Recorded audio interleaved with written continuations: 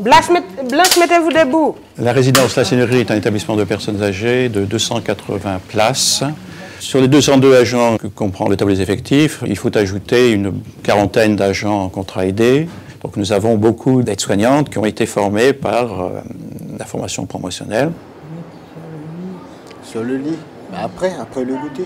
À partir des tests de positionnement qu'il y a eu, il s'est avéré qu'un certain nombre de personnes avaient besoin de remise à niveau, de développer ou d'acquérir des compétences, des savoirs de base, des compétences clés nécessaires en situation de travail. Et donc, il y a eu une préconisation d'heures de formation, l'élaboration d'un projet professionnel cohérent et réaliste pour l'agent. Moi, ça ne m'intéressait pas trop au début. Mais...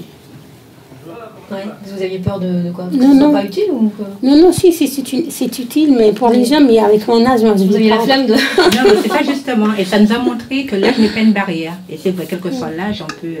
Quand on dit... C'est quand bien on d'apprendre. Il n'est jamais trop tard. Voilà, tout à fait. Voilà.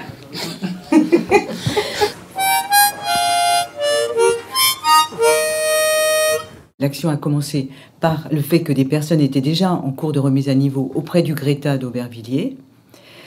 Et nous avons discuté avec elles à bâton rompu sur comment on pourrait faire évoluer le projet. Et à partir de là est née l'idée d'une classe ouverte.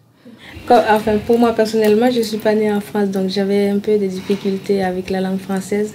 Donc ça m'a permis d'enrichir mon vocabulaire, donc de parler mieux, quoi.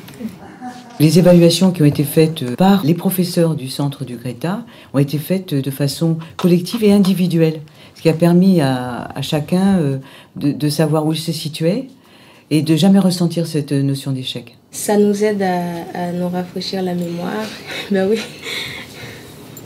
sur les choses qu'on avait apprises à l'école et qu'on oublie.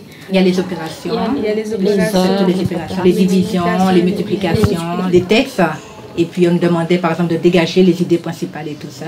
Au niveau du planning, donc, il a été décidé de créer 2 groupes par semaine de 3h30, 1h45 sur le temps de travail, 1h45 sur le temps personnel de l'agent.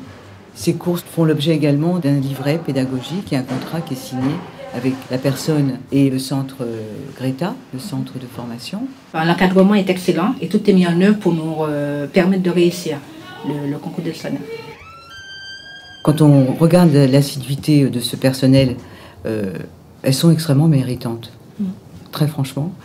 À ce jour, effectivement, les agents sont quand même plus à l'aise en situation de travail.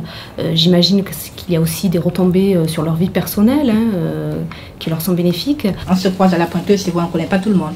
Et la formation, c'est vrai, nous a permis de... Ouais. De créer du lien un peu. Voilà. Oui, dans ce métier de soignante, le contact humain, c'est très important. Ça aussi, comme on travaille en groupe, donc voilà. Ça va. Toutes les personnes qui ont intégré le groupe, le projet c'est de passer le concours d'aide-soignante.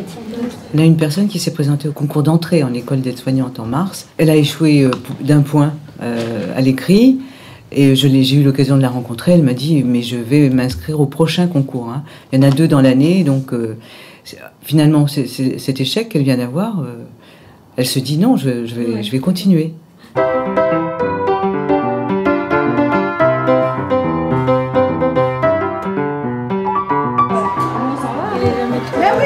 Il faut qu'on se mette dans la tête que l'âge, ce n'est pas une barrière.